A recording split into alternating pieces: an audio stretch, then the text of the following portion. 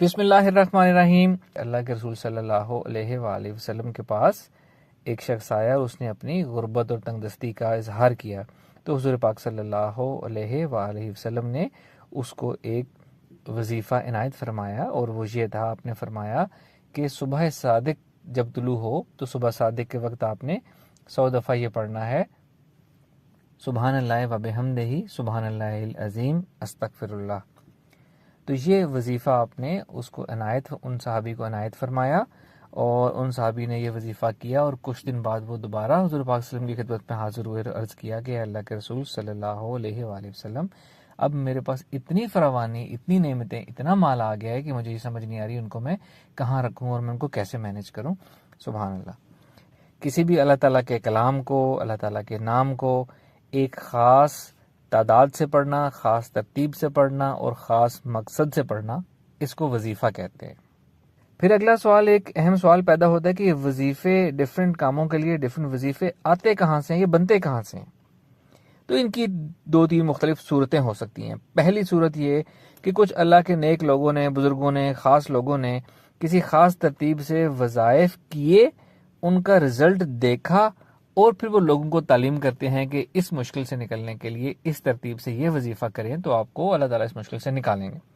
دوسری صورت یہ ہے کہ کچھ لوگ ہوتے ہیں جو علم الاعداد یعنی نیومرولوجی کے ایکسپرٹ ہوتے ہیں۔ علم الاعداد سے وہ کسی بھی صاحب جو ضرورت مند ہوتا ہے اس کے نام کے یا اس کی ڈیٹ آف برتھ کے اعداد نکال کے اس سے ریلیونٹ یا اس کے کورسپونڈنگ کوئی ایسا اللہ کا کلام، آیت یا اللہ کا نام کہ وہ اعداد نکالتے ہیں اور اس کو سوٹیبل قرار دے کے بتاتے ہیں کہ آپ یہ چیز اپنی زندگی میں شامل کریں تو اوور آل زندگی میں آپ کو یہ چیز فائدہ دے گی، کنسٹرکٹیو انٹرفیرنس دے گی۔ جو تھرڈ قسم کے وظائف ہوتے ہیں وہ ہوتے ہیں کہ کوئی بھی صاحب علم جو صاحب بصیرت ہے، جو اسپرچل ورڈ میں جھانک سکتا ہے، وہ مراقبہ کر کے، میڈیٹیٹ کر کے، اسپرچولی دیکھ کر کسی انسان کو بتاتا ہے کہ آپ اس چیز کو اس طریقے سے اپنی زندگی میں شامل کریں بطور ورد، بطور وظیفہ، تو آپ کو اس سے اچھا فائدہ ملے گا اور آپ اس سے نکل پائیں گے۔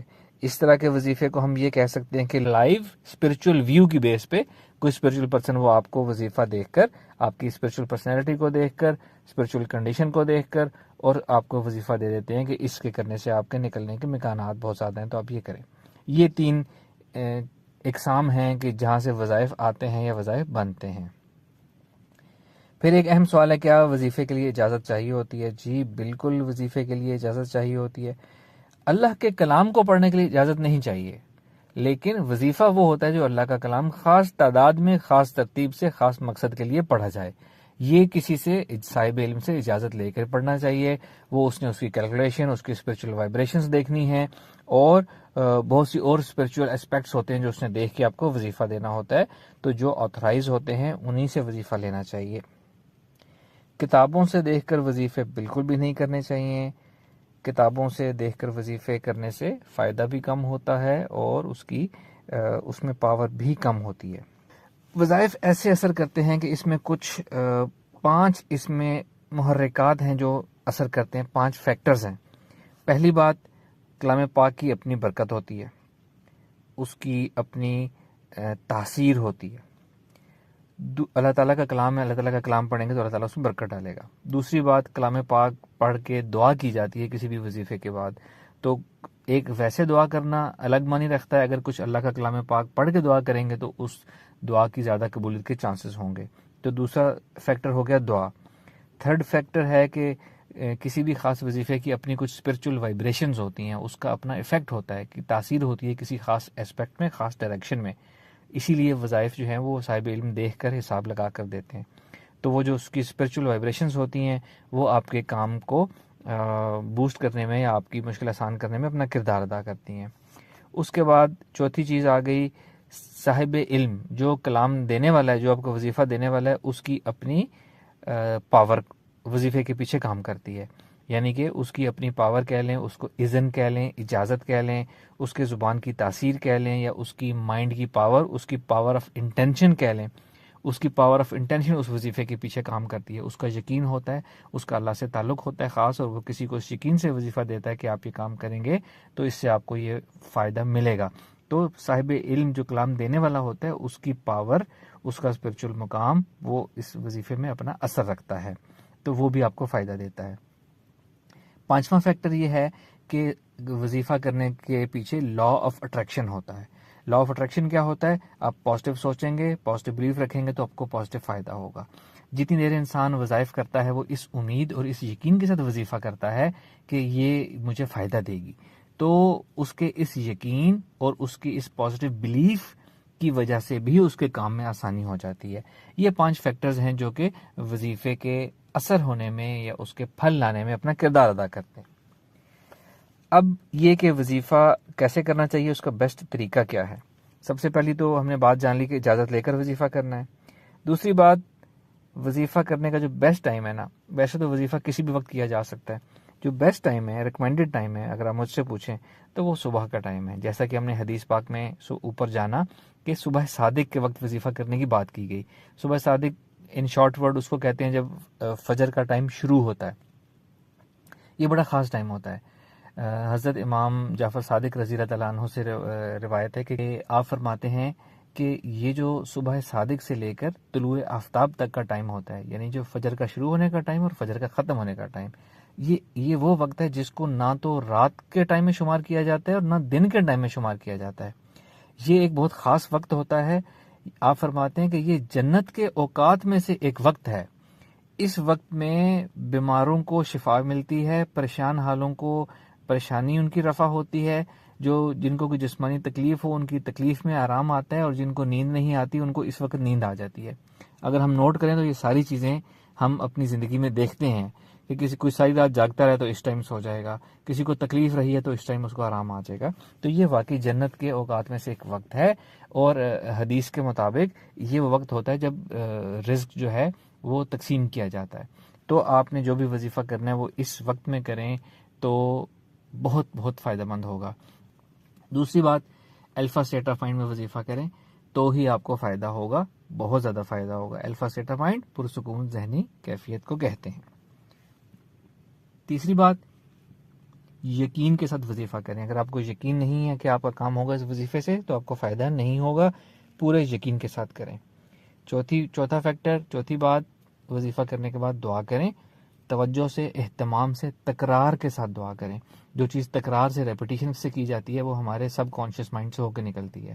جو دل، جس کو کہتے ہیں دل سے دعا نکلنا، جب وہ دل سے اور لاشعور سے، سب کانشیس مائنڈ سے دعا نکلے گی تو قبولیت کے زیادہ چانسز ہوں گے. پھر ایک اہم بات یہ ہے کہ اس میں آپ کی نیت کیا ہے. آپ نے نیت یہ رکھنی ہے کہ آپ کی مشکل آسان ہو. آپ نے یہ نیت نہیں رکھنی کہ فلاں راستے سے میری مشکل آسان ہو. مثال کے طور پر کسی کو کوئی روزگار چاہیے، ارننگ کا سورس چاہیے، تو وہ یہ دعا نہیں کرے گا کہ وہ فلاں سرکاری نوکری جو ہے مجھے وہ ملے اور اس کے ذریعے مجھے رزق ملے. آپ صرف وظیفے کی نیت یہ رکھیں کہ آپ کو ارننگ سورس ملے. اللہ تعالیٰ کے پاس ان لمیٹڈ راستے ہیں آپ کو ارننگ سورس دینے کے لیے. آپ ایک راستہ بتا کر خود اپنے باقی راستے بند کر رہے ہیں. تو نیت آپ نے بڑی رکھنی ہے، براڈ رکھنی ہے، جنرل نیت رکھنی ہے. پھر اگلی شرط یہ ہے کہ آپ نے ذہن اوپن رکھنا ہے. یہ پچھلے کے ساتھ لنک ہے. ذہن بھی اوپن رکھنا ہے کہ آپ کو اللہ تعالیٰ نئے راستے دکھائے، آپ کے دل میں نئے خیالات ڈالے کہ اس راستے سے آپ کا مسئلہ حل ہو سکتا ہے. ذہن اوپن رکھیں گے تو، دل اوپن رکھیں گے تو خیالات آئیں گے. اپنا ذہن بند رکھ کے ایک راستے پہ فوکس رہیں گے تو آپ کے اندر خیالات بھی نہیں آ سکیں گے. پھر نیکسٹ پوائنٹ ہے کہ اپرچونٹیز کو اویل کریں. جب آپ کے اندر مختلف خیالات آپ کے ذہن میں راستے نظر آنا شروع ہو جائیں گے تو ان راستوں کو کنسیڈر کریں. کیا پتا اللہ تعالیٰ آپ کے وظیفے کے جواب میں ہی کوئی راستہ آپ کو دکھا رہا ہو کہ آپ کا کام اس راستے سے ہونا ہے. تو اگر اس کو چھوڑ کے آپ کہیں اور لاک آن ہوئے ہوئے ہیں تو آپ کا کام نہیں ہو پائے گا. اور سب سے آخری اور اہم چیز، حسن تدبیر. یعنی صرف وظیفہ نہیں ہم نے کرنا، ہم نے دنیاوی محنت بھی کرنی ہے. دنیاوی اس جو ہماری مشکل ہے اس سے نکلنے کے جتنے دنیاوی ذرائع ہیں وہ اختیار کرنے ہیں. عالم اسباب میں جتنے اسباب ہیں ان کو اختیار کرنا ہے. بہترین حسن تدبیر کرنی ہے. ہم نے ہاتھ پاؤں بھی مارنے ہیں. تو ہی دعا کا بھی زیادہ فائدہ ہوگا، تو بھی وظیفے کا زیادہ فائدہ ہوگا. تو یہ وظیفہ کرنے کا بیسٹ طریقہ ہے. اس طریقے سے وظیفہ کریں، آپ کو بالکل فائدہ ہوگا. اچھا، اور اب وظیفے کی بات ہے تو ایک میں آپ کو دس از دا ٹائم، اب میں آپ کو وظائف یا وظیفہ آپ کو بتاؤں گا جو کچھ لوگ میرے ساتھ پہلے سے لنک ہیں وہ یہ وظیفہ آلریڈی کر بھی رہے ہیں. آپ نے سورہ کوثر 100 ٹائمز پڑھنی ہے روزانہ، یا 200 ٹائمز جو پڑھ سکتے ہیں وہ اپنے پڑھنی ہے. تعداد خود مقرر کر لینی ہے، روزانہ باقاعدگی سے پڑھنا ہے، اپنی مرضی کا ٹائم رکھیں، صبح دوپہر شام، ایک نشست میں پڑھیں، 2 میں پڑھیں، 3 میں پڑھیں، نو ایشو. ایک دن صبح پڑھیں، اگلے دن دوپہر کو پڑھیں، نو ایشو. اس کو آپ کو بہت زیادہ فائدہ چاہیے تو آپ نے وضو کے ساتھ یہ پڑھنا ہے، کم فائدہ چاہیے تو ویسے پڑھ لیں، زیادہ فائدہ چاہیے تو وضو کے ساتھ پڑھنا ہے اور توجہ اور اہتمام کے ساتھ پڑھنا ہے. اگین اللہ تعالیٰ کے کلام کی برکت تو ہے ہی ہے، یہ آپ پڑھیں گے تو میرا آپ کے ساتھ اسپرچول لنک بنے گا، میری اسپرچول پاور اور اسپرچول انسائٹ اور فیض جو ہے وہ آپ کو ملے گا. اس کی بالکل ایسی ہی مثال ہے کہ جیسے ہم جس موبائل نیٹ ورک کی سم ڈالیں گے ہمیں اس کی سروس ملے گی، تو آپ میرے سے وظیفہ لے کے پڑھیں گے تو میرے سگنلز آپ کو ملیں گے اور ان شاء اللہ تعالیٰ کو فائدہ ہوگا. اس وظیفے کی نیت آپ نے کیا رکھنی ہے کہ آپ کو یہ پڑھنے سے اسپرچول فائدہ بھی ہو، روحانی برکت بھی ملے، روحانی فیض بھی ملے، میرا آپ کا تعلق بھی بنے، اور آپ کی جو دنیاوی ضروریات ہیں ان کی بھی نیت اسی ایک وظیفے میں ڈال لیں کہ اس سے آپ کو دنیا میں بھی ہر معاملے میں سپورٹ ملے اور فلاں چیزیں زندگی کی آپ کی اسپیکٹس آسان ہوں. اللہ تعالیٰ آپ کے تمام دنیاوی روحانی مسائل آسان فرمائے اور آپ کو بہت اچھا نعمتیں اس دنیا کی عطا فرمائے. Thank you very much. السلام علیکم ورحمۃ اللہ.